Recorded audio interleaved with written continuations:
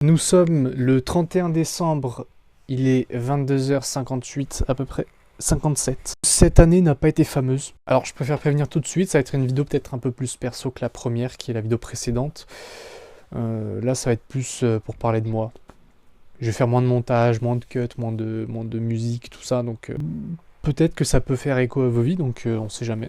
Pour résumer globalement mon année 2025, ça c'est le début, là je commence bien et tout, je fais ah putain trop bien, tellement d'espoir pour cette année, puis ça commence un peu à descendre, puis vers avril-mai, oh il y a un petit regain d'espoir, puis grosse chute, puis l'été ça remonte peu à peu, pa.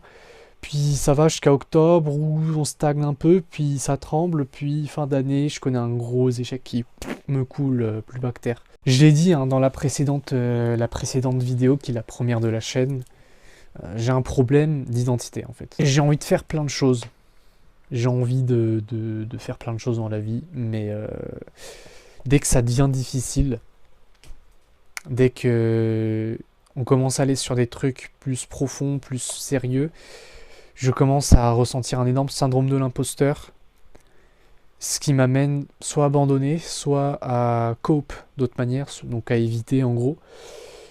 Typiquement en faisant l'action mais en ayant pour but d'échouer. Alors un but inconscient, qu'on soit bien clair, mais je fais les choses en n'ayant pas forcément envie de réussir. J'ai peur de vendre, j'ai peur de me présenter aux gens, j'ai peur de dire aux gens ce que je veux devenir. Le problème principal, c'est que je ne m'assume pas assez. Je vous parlais du début de mon année juste avant qui était bien. Si vous voulez, en gros, fin 2024, j'ai trouvé un taf. À vrai dire, on me l'a proposé carrément. Enfin, l'histoire est assez folle, j'aurai peut-être l'occasion de la raconter un jour. Et en gros, je faisais de la vente par téléphone en indépendant, j'étais payé à la commission. J'étais en auto-entreprise et le truc, c'est qu'au début, voilà, je faisais des ventes, mais assez vite, ça a chuté. Et c'est vrai que c'est un métier que je trouvais extrêmement confortable. Mais au début, ça allait.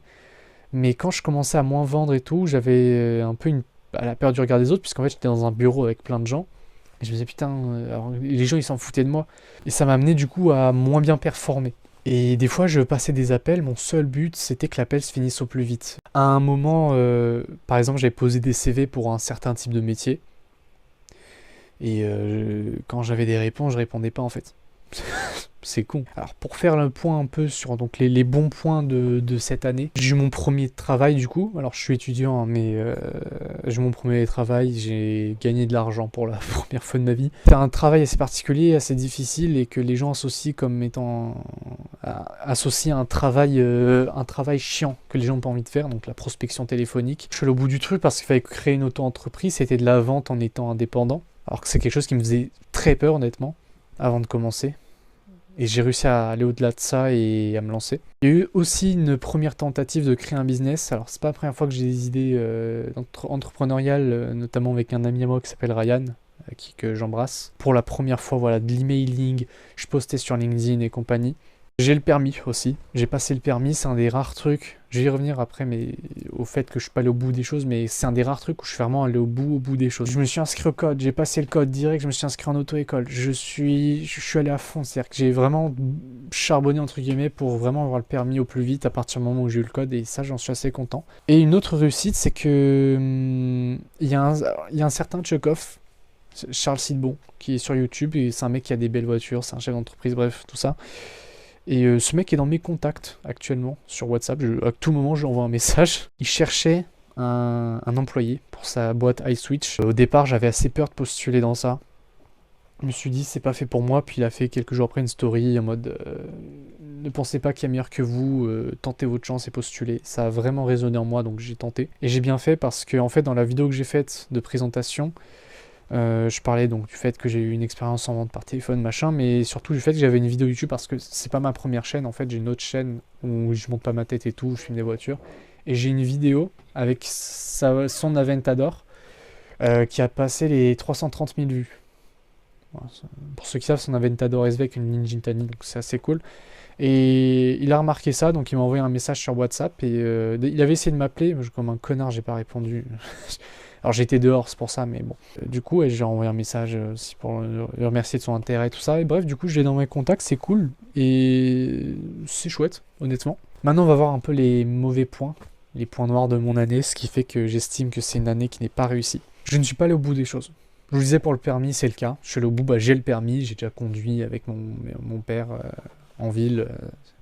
C'est trop cool, j'adore conduire. Mais j'ai pas été au bout des choses. Par exemple, là je vous parlais du fait que j'ai fait de la vente par téléphone, donc dans le médical. Au début ça se passait bien. Le truc c'est qu'en fait le semestre suivant, donc en gros la première moitié de 2025, à partir de mars je crois, ouais, je faisais plus de vente. Je ne vendais plus, ça bloquait. Pour la simple et bonne raison que en fait je n'y allais que 4 heures par semaine. Si vous voulez, j'étais un indépendant, donc j'avais mes horaires, je venais quand je voulais. Mais à cause des cours, en fait, j'étais en AJAC. Donc si vous voulez, ma fac, en fait, quand tu retapes, mais qu'il n'y a qu'un des semestres qui a à refaire, tu peux le faire en même temps que ton année suivante, et ça fait que tu as un emploi du temps horrible. Bon, bah du coup, j'ai arrêté de vendre. Je faisais plus de ventes. Et ça m'a amené, justement, à moins venir, parce que j'étais un peu découragé, je m'isolais.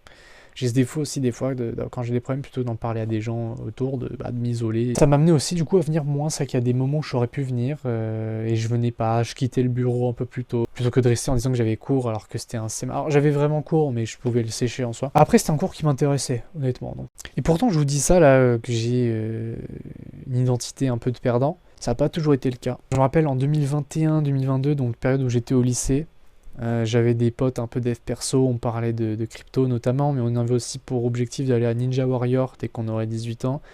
On faisait du sport ensemble, en vrai c'était une putain de période ça, tu vois. C'est une époque où vraiment j'étais à fond dev perso machin, je vais devenir l'homme le plus fort du monde, le plus riche du monde.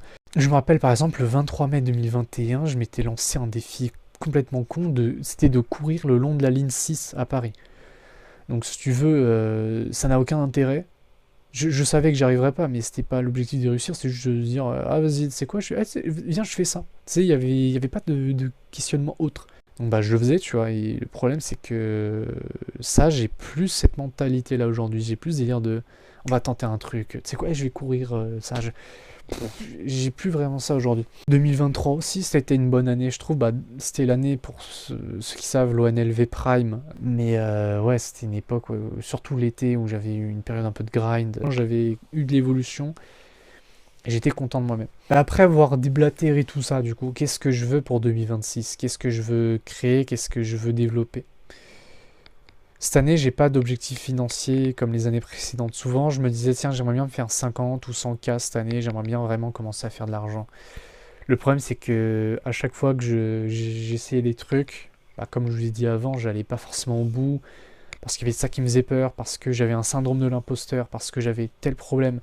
Donc, j'allais pas au bout du truc. Donc, cette année, mon objectif, c'est pas juste faire de l'argent, c'est de régler cette autre chose avant. J'ai envie quand même d'une évolution sur le plan financier. Parce que c'est vrai que trop régulièrement, je me retrouve à ne pas pouvoir payer des trucs que j'aimerais payer. Alors, je parle pas de chaussures, tu vois. J'en parlais juste après, mais le camp motivation ou le reboot camp d'Elio, par exemple, que j'ai envie de faire et j'ai pas l'étal pour, c'est des choses où j'ai plus envie d'avoir ce problème. Donc, je veux une évolution sur l'aspect financier, mais pas forcément devenir riche maintenant. Tu vois. Je me dis pas, tiens, faut que je fasse 100K. J'ai juste envie de pouvoir payer mon évolution. J'aimerais aussi voyager. Voilà, seul ou avec des amis, mais sans mes parents pour une fois. Pour un peu développer l'esprit d'indépendance. C'est vrai que je ne pars en vacances qu'avec ma famille et c'est bien, hein, je dis pas. Du coup, ouais, concrètement, le but, c'est pas forcément de gagner de l'argent, mais de faire des trucs qui me font peur. Je vous parlais juste avant des camps. Tout à l'heure, je me suis préinscrit au reboot camp d'Elio. Quand j'ai vu le truc, ça m'a fait peur. Je me suis dit, waouh, ouais, mais le truc des groupes et tout, tu dois parler à des gens. Je me suis dit, fais-le. Du coup, puis ce qui me fait peur aussi, c'est le changement d'identité qui va aller avec. C'est que je vais commencer à faire des trucs qui ne correspondent pas à mon identité actuelle. Donc ça me fait peur. Mais au final, c'est ce qu'il faut. C'est quelque chose qui va m'aider à changer durablement. Je parlais du camp motivation aussi. Pour le coup, le camp motivation me fait peur, pas tant pour l'aspect rencontre, mais vraiment juste pour l'aspect se lever à 1h du mat pour faire 1 heure de bain froid. Enfin, je sais pas si c'est ça, mais tu sais, c'est juste la folie. En plus, le mec là, il a un grain. Tu le sens, son visage de tueur à gages russe qu'il a un pet au casque. Mais dans le bon sens du terme, tu vois ce que je veux dire, pas en mode il est con, mais en mode s'il faut, il dort pas pendant 3 jours. Enfin, j'aimerais aussi taffer dans la vente de nouveau. Comme je vous disais avant, j'ai un problème avec la vente. j'ai peur de vendre, ce qui est complètement con. J'ai un peu l'impression aussi des fois d'escroquer les gens alors que non. Donc j'aimerais recommencer la vente, pas par téléphone cette fois, mais en magasin en fait, pour diversifier un peu, pour être confronté aux gens en physique. Parce qu'en vrai, quand t'es sur la journée au téléphone, t'as même pas l'impression d'avoir parlé à des gens, tu vois. Ça va me forcer tous les jours à rencontrer de nouvelles personnes. Alors c'est souvent juste pour vendre, voilà, mais à parler, à développer un peu mon aisance sociale, mais aussi gagner mes premiers sous, comme je disais avant, donc pour pouvoir investir et pouvoir commencer à faire des trucs plus sérieux. Je veux aussi networker. Voilà, ça c'est un truc, des fois j'ai des occasions d'aller à des trucs et j'ai pas osé le faire. J'ai pas vraiment osé. C'est con, c'est des occasions de rencontrer des entrepreneurs, de rencontrer des gens qui ont de l'ambition, de rencontrer un tas de types de gens qui pourraient être très intéressants. Globalement, cette année, je me suis embrouillé un peu avec du monde, et même de façon générale, j'ai beaucoup moins de cours, donc ça m'a amené un peu à réduire mon cercle social, plutôt, disons ça. Et aujourd'hui, ouais, j'ai très peu d'amis, j'ai un cercle social extrêmement étroit, autant profiter pour en recréer un vraiment solide. Parler aux femmes. Voilà, j'ai envie d'aborder des femmes dans la rue, je l'ai fait un moment, c'était chouette, j'ai envie de recommencer. J'aimerais d'ailleurs faire une vidéo sur ça. Faut juste que je trouve quelqu'un pour filmer, faut que je trouve de quoi avoir un micro-cravate caché sous le pull. Enfin, je sais pas comment on fait. Pas forcément pour me créer une histoire, mais me créer une expérience avec les meufs. Je me dis que c'est un truc qui me fait peur, autant que je le fasse. Je veux aussi gérer cette chaîne YouTube, du coup, en faisant des vidéos régulièrement. Alors, j'aimerais en faire 2 par mois. Voilà, je sais pas, parce qu'en fait, c'est vu que je vais taffer avec les études, puisque j'ai encore la fac, hein. Je sais pas quel temps j'aurai, mais voilà, continuer de consacrer du temps à cette chaîne. En ayant en tête l'un des objectifs qui est de m'exposer sur Internet, c'est un truc qui me fait peur en fait. Le but c'est de plus avoir peur de mon image. Quand j'ai posté la première vidéo, j'étais littéralement stressé, je me disais putain, c'est gênant de fou, mais en fait encore une fois, je me dévalorise énormément. Et le but derrière ça, c'est de ne plus me dévaloriser justement. Je veux pouvoir assumer fièrement qui je suis. Tout ce que je viens de vous dire là, ce ne sont que des choses qui réveillent en moi un gros syndrome de l'imposteur. Qui réveillent en moi cette peur en fait, notamment pour ce qui est de la vente, du networking et des femmes. Ce ne sont que des choses qui me mettent dans un inconfort, mais un gros inconfort. Vraiment, c'est des choses où je me sens très mal à l'aise, alors que ce sont des choses où normalement je suis censé être bon, en tout cas pour accomplir ce que je vais accomplir dans la vie. L'objectif cette année, c'est justement d'aller dans ces choses-là, les choses inconfortables, les choses qui me font me sentir pas à ma place, pour changer durablement mon identité. L'objectif global cette année, encore une fois, c'est pas de devenir riche, mais c'est de changer ma personne. D'aller dans l'inconfort, en fait, que ça fasse partie de moi, d'aller dans l'inconfort, d'aller dans les choses qui me font mal. D'arrêter de me dévaloriser en permanence, là où je pourrais justement être bon, en fait. Donc, c'est tout pour ce soir. Et les gars, en tout cas, je vous souhaite une bonne année. Je vous souhaite plein de bonheur. La santé, la famille, tout ça, c'est le plus important. Et aussi d'atteindre vos objectifs, hein, tout simplement. Allez, bisous. Je profite de la vue sympa. On a des beaux feux d'artifice là, c'est vers l'Arc de Triomphe. C'est dans à peu près 15 secondes, je crois, que ça commence, 2026.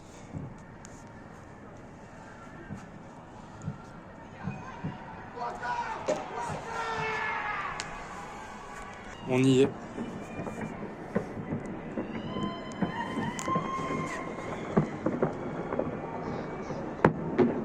Putain, il y a des feux d'artifice partout, c'est fou.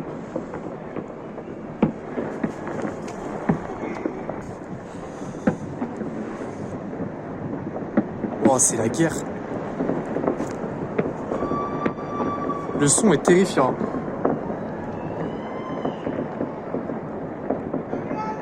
Ça fait donc ça de vivre à Gaza ?